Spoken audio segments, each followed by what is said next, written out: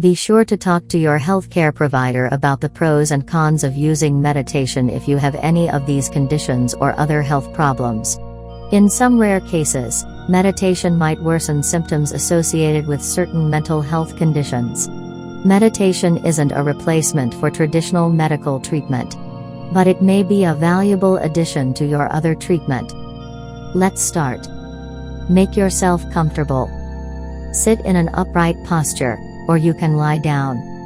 Allow your eyes to softly fall and begin by shifting your focus towards your breath.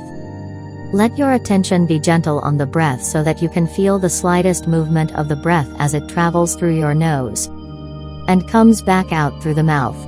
Inhale gently and peacefully, allowing the breath to be inviting, soothing, relaxing, and exhale any tension, stress, or worry that no longer serves you.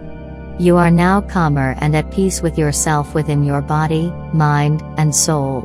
When you are ready, shift your attention to your physical body, how your belly rises and falls on each in-breath and out-breath. Notice any sensations when you are breathing. Is your breathing heavy? Shallow? Deep? Is it tender? Light? Quiet or loud? Observe these sensations without any judgment. There is no need to change anything about the breath. Now, as you continue to breathe, and if you feel comfortable doing so, ask yourself what your intention was for taking some time to listen to this meditation. Perhaps for your health, to sustain your focus and attention, to abide as pure awareness, undistracted by the outside world, or simply because you wanted to try. Any intention is okay. Welcome and affirm your intention. Allow it to flow with the breath. Intentions are embodiments of your desires. They can turn our dreams into reality. It allows us to paint the picture we want to see on the blank canvas before we begin our day.